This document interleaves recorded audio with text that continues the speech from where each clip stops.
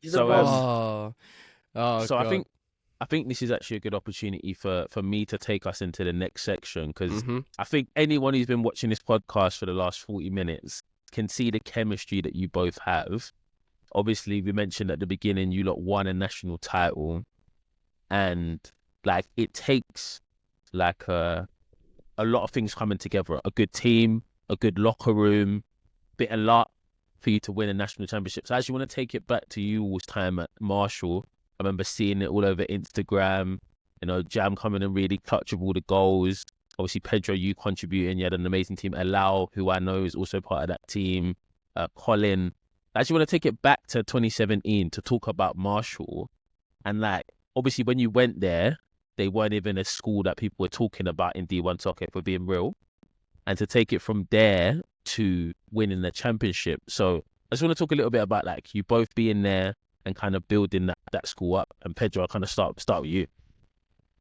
Hmm.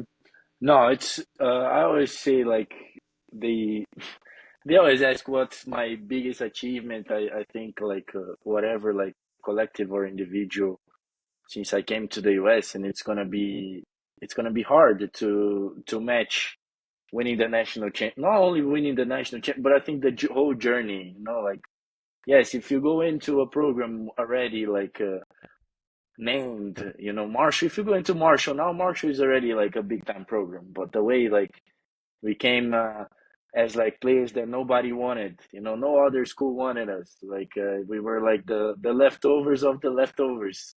Go to West Virginia in a program that like couldn't win five games a season, and like go through the struggles and all the fights and ups and downs and see like gradually like oh we're doing better, we have a team that can compete to all the way to like oh we already know we're gonna go in this game and we're gonna win 6-0. It's like all the journey that like we've been through makes it so much more special than like just walking in something that's already built. So it's good to feels good to be part of like one of the co-founders or whatever of the new generation of Marshall. So and like it was a perfect ending in every kind of way possible. I feel like Gemma thinks the same. Yeah, mate. I echo. I think you've put it more perfectly than I ever could.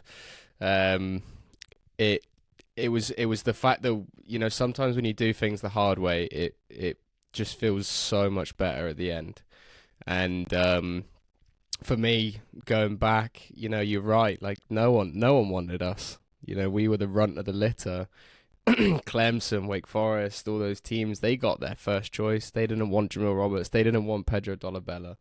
You know, even the players, some of the players that weren't on the team in the final or in the run, but players like Paulo Peter, players like Carlos Diaz, players like Hilao, Jonas Vestmeyer, the players that no one else wanted that helped build that program every step of the way, in addition to where it got to, it made it all the sweeter. And I think one thing that every single Marshall player from that time of 2017 to 2021, when we obviously won the title, can agree on is that none of us would have ever left our homes to go to Huntington, West Virginia, if it wasn't for Chris Grassie.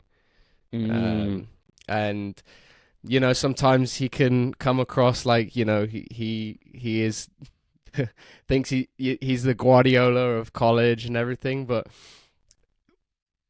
most of the time he is. Most of the time when he tells you to Yes. do something, it works and we win. And it happens so often that by the end of 4 years, he says jump, you say how high. And 100%. Pedro, just kind of go into that a little bit from your perspective on our relationship and your relationship with Chris, and what he did for you over the 4 years, and obviously what really is still going on now.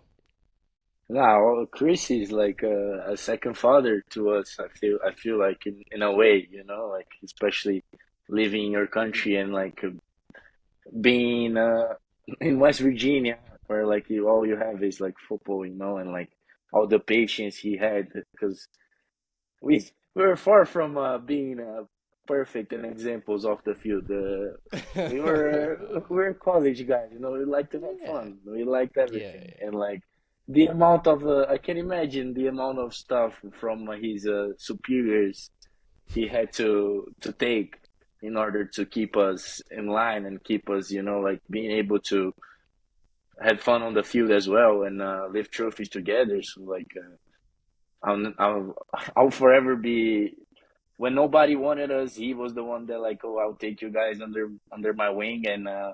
let's do this together from day one. And Yeah.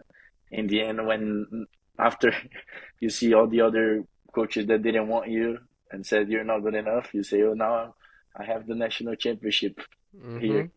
Yeah, So yeah. what? And And what now? so exactly, what now? What now? And for me, I always come back to I don't know if you definitely remember the day that we got back to after we won the night before in Kerry, and we got back to Huntington, and we came on the field, right? And the all the fans were there, and it was crazy. It was one of the best feelings of my life. And I remember me and Pedro got off the bus first. Pedro lifted up the trophy, and just the noise was crazy. And we were all very hungover. Let's be honest, we were all very hungover, Yes. and it was like as soon as we got off that bus, the hangover just went like that.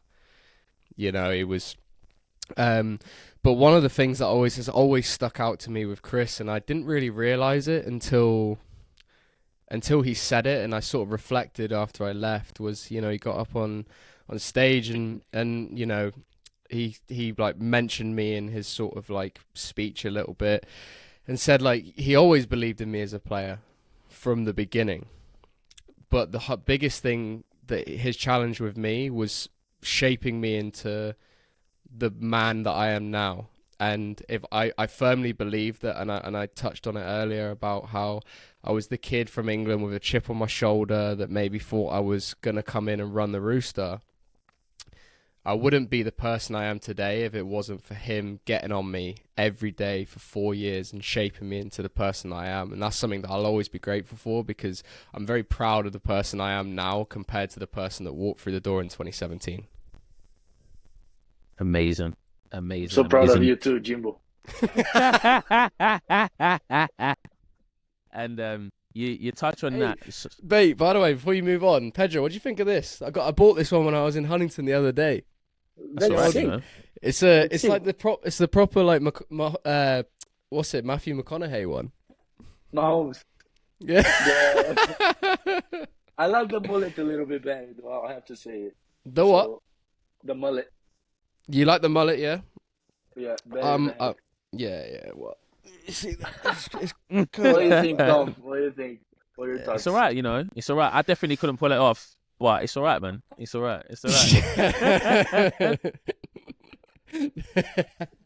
Yeah. But the one I'd thing I love was to just gonna, see you try. the one thing I was just gonna say about Grassie is obviously I actually came up against him in college as well. When he was coaching at Charleston and I was playing at West Virginia Wesleyan in D2. And I think the thing that stuck out the most to me about his Charleston team is the standards. So specifically what you're talking about, Jam, about like shaping you into the right person. And I'm sure he was very demanding of you all. But I remember my sophomore year, I'm out for basically the whole season. I've got an ankle injury, so I'm out for the season. I'm sitting in the stands. We're away at West Virginia. I mean, away at Charleston, and we lose 9-1, right? Now it's probably 8-1, and it's the 92nd minute. And the left back has sprinted from the centre circle to the corner flag to take the corner for them to score off the corner to make it 9-1. And I'm just like, this is mad. Like, Yeah. man didn't even jog. He sprinted to make sure he could take the corner to make sure they can score. I was like, nah, this team's mad. So yeah. That's good. Yeah, The nail's madness. already in the coffin, boys. Fucking hell. Madness. No, he's Absolute obsessed. madness. That's why he is Yeah. like he's obsessed Mhm. chasing. Like obviously it's a cliche to say, but he's always trying to get better. No matter what, he Yeah. doesn't stick to whatever one formation. Or I saw they were playing the other day 4-2-4, four Mhm. strikers, some stuff like that I've never seen. I'm like, okay. So yeah, he's Yeah. And I saw it. I saw that firsthand. Actually, I when I went back with Colin, went back to Huntington, and I watched them play against Kentucky and West Virginia this season, and obviously saw the same level of detail will never change from when me and Pedro's time to now, but just see the way that he's evolved his team and changed his tactics, but the principles are always still the same. And that was one thing that I thought we had that was very rare in college. When you looked at the way that we played, you knew it was a Marshall team. Whereas there was, let's be honest, I'd say everyone bar Georgetown that we played in my entire 4 years played the exact same way. And it was pump, long, get second balls, and have quick wingers and a quick striker. Whereas when you watched the Marshall team play, there was an identity. It was really, and you know, that was one of the things that he said bringing us in, is he wanted the ball on the floor, he wanted to play possession. And I think that was what attracted so many good footballers to come and play. And that was why it was so fun to play in that team. No, for sure. 100% agree with that, John. And then obviously you've got Pedro in the middle doing a madness. Doesn't know, he's playing 6, he's playing 8, he's playing 10, he's playing striker. He's probably played centre half at some point as well. Dom, when I first saw Pedro, I swear to God, I thought, what is that? Pedro, don't let him talk about you this way, you know. Big, it's all right. 6'4", fight back, long, it's cool. Long limbs, big, like these idiots, him and Lewis, that, you know, he was another English guy that played for. They would call me Mr. 50-50 because every touch I took, sometimes it was like I would go on a 50-50. Touch tackle. Say, oh, you're too slow, so we're jogging around the field. And like, Pedro, stop sprinting. I'm like, so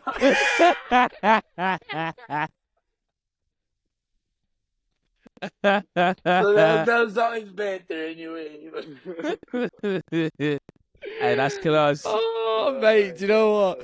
Do you know the...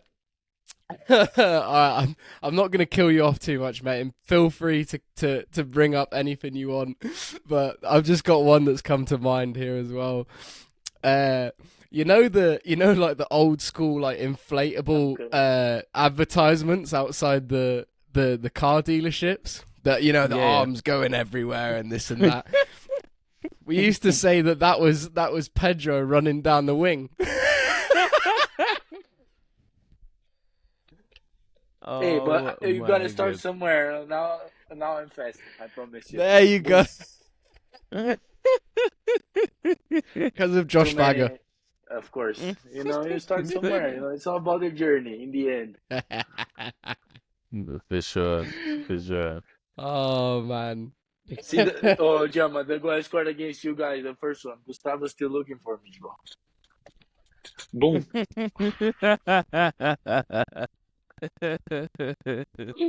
Oh man, Goosey's gonna love that. It's a good finish. I almost had you as well. Both goals that you scored against me this season, I was chasing him, Dom. He's like, the ball got slipped through to him and I was high and wide and someone lost the ball, little breakdown. And I swear I see the ball go to him twice, and both times I'm sprinting, like, because I know Pedro, like, he's gonna take the touch, he's gonna shoot across the goal. Both times, same thing happened. Sprinting. You have a good picture. Have a good picture. He actually does. I told him, please don't post that. Don't worry, it's saved. 7 keys. Yeah. Safe for my birthday. That's actually a good idea. Oh, here we go. Oh my God. Yeah, I think anyone watching can see, like you said earlier, Dom, that, you know, the chemistry between me and him, we've gone through so much. It's like, it's normal. I'm talking to my brother right now. There's no filter and whatever, but I think the last thing that I'll touch on with regard to our years at Marshall was especially in our last 2 years, and you touched on it with your Omaha team as well, just how close, not just you and I, but the entire locker room. It was, it like, I know it's cliche to turn around and say it was a family, it meant more this and that, but I've never experienced that since. And I don't know if I will ever experience that ever again. And, you know, to quote Chris, what he always said, when it feels right, it's like you're on a train going downhill. Everybody you love is on board and nobody can touch you. You're just smashing through everything in your path. And it's true. It's an analogy that, you know, we laughed about in the locker room sometimes, but when you actually think about it, it's so true. And Pedro, just talk a little bit about, you know, the dynamic that we had in the changing room and just how close we were and some of the characters that were in that dressing room. Just say the ability to have like a proper conversation with everybody on the team. It's what like stands out the most. Like obviously you have the funny ones, the guys that put always the music, the guys that dancing, whatever, the jokesters, but just like the ability to connect with every single person there and like everybody getting along and everybody whatever partying together, celebrating together for the highs and the lows. I feel like that's that's family, you know. Like you can't like describe a family more than that, you know. Like and just how it feels good to go to work every day, you know. How it feels good to be in an environment like that. You're not dreading going to training every day. You're excited to see your boys. And I mean, it's tough to compare, but like it's a little bit what I felt this year too in Omaha. It's like you could joke with everybody. That's why like when Mishek was not in the locker room anymore, it was tough because he was like he sat right next to me. He was like my locker room buddy. Like we talked every day. He telling me his stories about when he played against Messi and all this stuff. And I don't know. I obviously some teams win without being close. I would say like without being a family. Like when they say like when Yeah, Ronaldo of was course. in United. I mean, Jamil like probably know more. Like him and like Ferdinand don't get along or some stuff. Some players on that locker room. But obviously, when you have a family environment in the locker room, it makes everything so much easier. Mhm. Yeah, yeah. It's so true. Dom, have you ever come close to sort of feeling that with any of your former teams, whether it be when you were a kid or any of your Wesleyan teams? Yeah. Obviously, I'm now about to speak about my college achievement, which is nowhere near what you boys have been able to achieve. So I just want to preface that before anyone gets on to me in the comments. But in our Mate, 27, achievements are achievements, mate. yeah, 100%. our 2017 team that ended up winning the conference, which was a big achievement for us because we're in the same conference as the University of Charleston, who have infinitely more resources than we do, are a better team than us. They've got players who, you know, have grown up playing for some of the top academies in the world. And so all of us boys that had kind of been at Wesleyan 2 or 3 years, so we're all kind of upperclassmen, juniors and seniors, got together. We had a core group of like British players as well. And so like, I think we kind of shaped culturally what we wanted the team to be about, what training was about, and like, you know, how we would celebrate wins, how we would play. And so, yeah, that group of boys, like one of them got married a couple of years ago. He's a coach now, Josh Spencer. He was the skipper. He got married a couple of years ago. Half the team that won that 2017 championship was at his wedding. And so, Wow. yeah, like really, really close-knit group. Like my brothers, like you're talking about here, that like we still speak together. We still speak now. We've still got a group chat still going now. And what we graduated, 5 years ago now, 6 years ago now, and we still speak like probably every week. So yeah, just having that bond with people through sports is like way deeper. These people become Yeah. like your family, you know? It's amazing. Yeah, yeah. And I think nothing says it, before we move on, I think nothing says it more than obviously what happened with us this year, No, Pedro. I agree with that. Um, It's like going the to war together, I would say.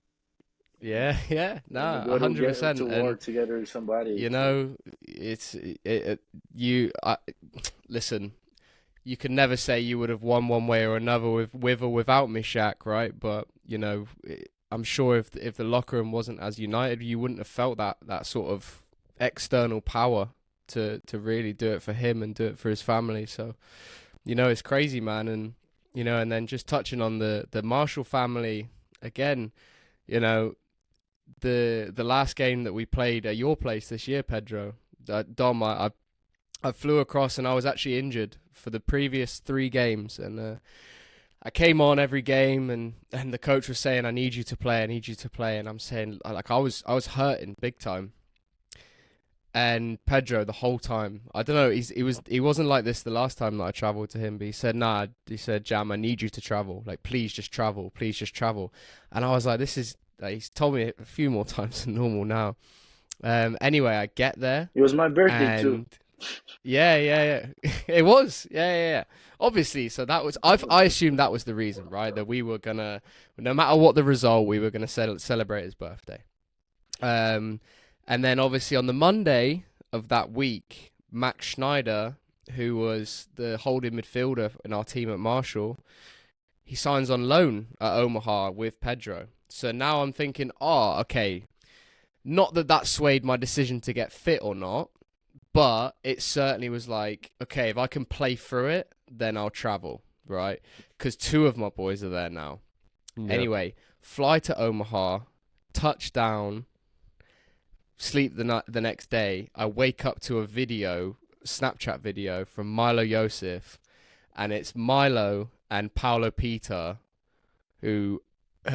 Paulo had driven from Kansas City, and Milo had driven from Tulsa because they both had the weekend off to come and watch the game just because me, Pedro, and Max were going to be on the same pitch as each other in the pros.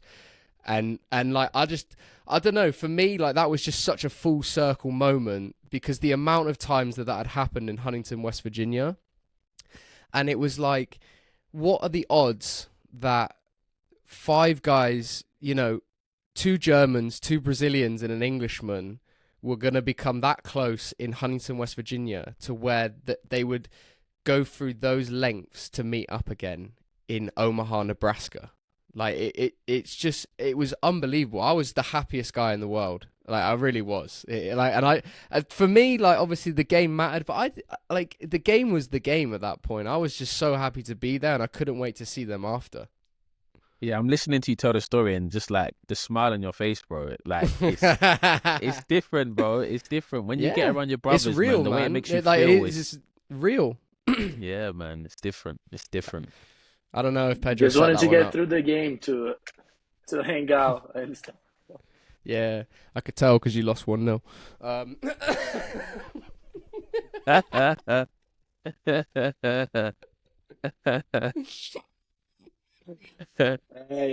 true. I mean, it was a win. It was a birthday gift you gave me. Maybe that motivated us to not lose at home ever again. That is true. That is true. Nah. And obviously, the last time we had karaoke and some fun, so we had to share some with Milo this time. Yeah, exactly. Some karaoke. 2v2, no pressure. Yay! Slide screen. All right. Okay, let's move on.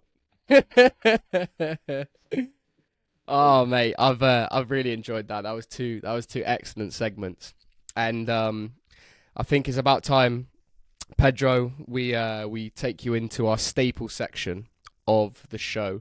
So I'm going to pass you over to the presenter of this portion of the show, Mr. Dom Okus, who's going to run you through extra time on the Backstick podcast. Here we go. I've been waiting for this, man. And I feel like every episode we're just really starting to get a groove on this section of the podcast. So, like, some people are calling me Steve Harvey with the skin fade. Some people calling me like the Black Paddy McGuinness, Black Noel Edmonds. Like, I'm loving it. So look, this section here, I'm going to take you through 4 questions that we ask all of our guests. Should be nice and easy for you. The first one is, who's the best player you've played with? That's a hard question for sure. But with all that's happening today, I think like one player like really, really stands out to me. His name is Gabriel Sara. He played in Norwich last year. He was like the best player in Norwich, like team of the year, whatever, in the championship in England. and now he's playing for Galatasaray in Turkey. Like Wow. this guy, Wow. like back in São Paulo, when like such a humble guy, like so humble, like coming from like like southern part from Brazil. His nickname was like Ronaldinho because he had one teeth here, one teeth there. It was like crazy. So every time I still talk to him, I call him Ronaldinho. It's like a nickname stick in football. That's how it is. But man, like what a guy! He was like one of those guys that like left-footed midfielder, left foot 10. Like it's who doesn't like a left foot number 10? Like For all the sure. technique, all Yeah, the I can name another decent intimacy with the Brazilian ball. left-footed number 10 that you've Yeah, come across as well. Vitor Diaz. I Nah, love you, no Vit. doubt. I love you, Very Vitor. technical I love too. you, Vitor. Sorry. Too. No, but just I mean, like following this guy, like this Sarah is like even when he went to the pros, he had a bad episode too with like the fans of São Paulo when he went to the first team, and they kind of like really took a hold on him mentally. Like they abused him big time, like because he missed a PK on like the U20 final, and the fans went crazy, and he deleted all social media. He went through a hard time, and then he came back. Another coach gave him a chance, and then he came on the other side. They killed it.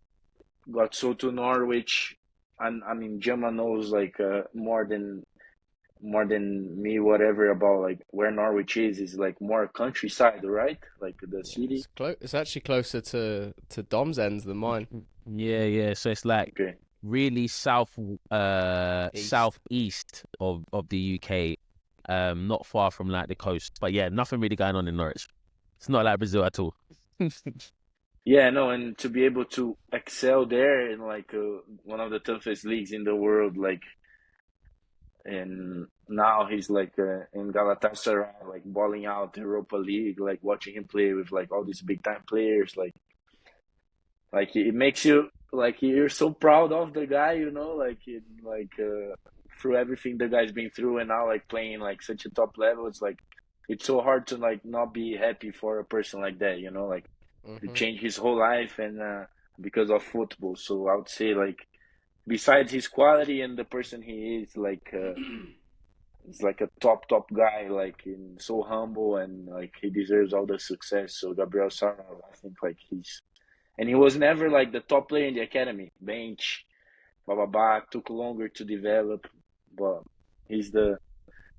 I mean, he's one of the ones that reached the highest level for sure. So I would That's say him. awesome. I love them stories about Yeah, man. late bloomers and lads that weren't really necessarily the best in the age group that put the work in and got there. So yeah, I love that answer, mate. Anyway, Dom, 100%. bring us on to the next. Now, probably another difficult question then for you, but who's the best player you played against? Best player I played against. This is a hard one. I would say like. Well, I have to think, but let me see. Let me say quick answer. Like one of the toughest players, like that I remember. Maybe not the best. Maybe I'm missing, but that had the best performance against us was in the final against Indiana. The right winger, Herbert, I think his name. Oh, let me look it up. I know the one, the rapid lad. Yeah, like like beast. Maybe Mm-hmm. like I've had better players played against me, but like because of the stakes of that game and like what it meant for us, like besides like emotionally and all this stuff, like the way like he gave us nightmares on that game and Yeah, and like he was the only almost took one. away. He did everything on his own. Okay. No, and crazy. He would get the ball on his half, and like he would dribble the whole team, and we would have to tackle him like crazy. And like Wow. it's the guy that almost took away our dream, I would Yeah, yeah, say. yeah. So that's why it's like Right, right, sticks right, the right. most. Yeah, This yeah, guy. I yeah, think now yeah. he's in North Texas, close to you actually, right? Like in same Yeah, state yeah, at yeah. least. Yeah, He same won state. Yeah, yeah, yeah. MLS Next Pro final right now, and he was MVP. I saw it the other day. I'm like, damn, Wow. good Oh, for was he him. Wow, wow, really? wow. Oh, good Yeah, for him, man. Good for him. He Yeah. was like legit. Was a great player. I'm still trying to find his bloody name so we can actually shout him out for real. Yeah, yeah, yeah. We'll get I that think as you're he's finding it out. Something Herbert. I don't Something know. like that. Little. I just remember one play where he turned Max, and not many people do that. Not many people turn Max Schneider, and he left Max in the dust. And Well, you know, I could completely agree with Pedro. Like he nearly ruined everything. So, he nearly broke but your hearts. He but nearly broke your hearts. luckily he didn't. I'm on the Indiana website here. Right. As you're getting that up, we'll go to the next question and then we'll just pause and give him a shout out. So you spoke a little bit about Pedro, about, getting together with the boys. It was your birthday weekend, going out, all of that stuff. So I know you're a man who likes to enjoy. I can tell by your energy. You're going on a night out and you can pick 3 teammates, past or present, to go out with. Night Who are you out. bringing? Yeah, night out. Who are you picking? Who are you picking? Jamil, captain of the squad for sure. Herbert Endley. Herbert Enley. Shout out Herbert, man. Yeah. Anyway, we're not picking him for a night out. Yeah. Yeah, thank you for not ruining our dreams. I'd say that for sure. But okay, the night out 3. for 3. Fantastic Four. I would say Jamil, Milo, and Paulo Pita for sure. I think Okay. it happened too many times. This squad not to be mentioned, but in college, like obviously back in the day, it was like it was different world. different world. But Yeah. nowadays, no, this I doesn't love happen. that squad. I love that squad, and I'm glad you said that because one, that's 3 episodes in a row, by the way, Dom, that I've been Oh my picked. God. Just Here we reminding you. go. Here we go. Um, Not that they're your friends or anything. Fucking hell. No, I'm gonna pick somebody else, not the host. Yeah. Let's keep the streak going. No, but Pedro, just go into a little bit. Obviously, people on the podcast know me by now, but let's dive a little deeper into Milo and Paolo and just why they're a good time on a night out, and maybe just a little funny story, not necessarily on a night out, but just something I know a few are popping into my head about Paolo especially. So just go into them a little bit. I feel like, especially when you go on a night out, you don't want anybody to be a buzz killer, like you just want a high energy. You want, like, if somebody has an idea, let's do it. I don't want anybody to say, no, screw that. Let's do it, whatever. Boys will be boys, like, and I feel like with these 3 guys beside me, it's like the night will never end unless somebody is able to schedule A something, meeting. a meeting after, like some good times. But there's too many episodes. I feel like at the union, or even like on some away trips that we did, that, like, I don't know, when just these faces are always involved, I would say. Like, if I remember a night, I remember that they were there. So it's like, it's always good to, when we get together, to, oh, you remember when? And obviously everybody remember, because obviously we were the ones Who carried out living the task. life back in the college days. I want to give a special shout out because he's someone that goes under the radar a lot in those nights, and that's Colin Mossiunis. Because Colin, sure. He wasn't always there because he was, had a little bit more of a serious degree than the rest of us. But when he was definitely just as much of a menace back in the days. So special shout out to Colin there. Yeah, big up Colin, big man. time. Great guy. Cool. I love you too, bro. Right, just to close us out then, our final question of extra time is, what is your biggest achievement on the pitch so far? My biggest achievement on the pitch is definitely winning the national championship. Like I always, it's always gonna be my answer. I feel like unless I win the World Cup, it's gonna be it. Because yeah, people may look down. It's not professional. It's like college, and like I've heard it too many times. This year, I'm hearing, oh, it didn't count because it was in the spring. Some teams didn't play. Heard that Yada one. yada yada yada yada. Well, why didn't you win then? Yeah. But it's not for me. If it It's was like that not for easy, why didn't you just go and do it? Facts. Facts. You didn't do 100%. it. We did. Yeah. Simple. Simple. But it's like I feel like I passed the time to get mad about these comments because for me it was the closing of a journey that like it couldn't have been done better. You know, being like the whole journey, the whole 4.5 years that we were at Marshall, 4 years or whatever. Like if you told me day one we would win national championship, I would say, go, be quiet, go run, Arsenal, go train, go. But then, like, Go when you back to the see library. like when you see like things happening and like how it starts developing, and you start believing, and like oh, you say, oh, I don't believe it, and then I only believe it when I see it, and then when I see it, I don't believe it. It's like something like that, you know. And then when you see like the different reactions of every single person when like Jamil scored the game winner, it's like you know, like everybody went through a different kind of feeling, and I feel like it was too special not to say that was my biggest achievement, because it still is, and I mean I still think about it and see pictures until today for sure.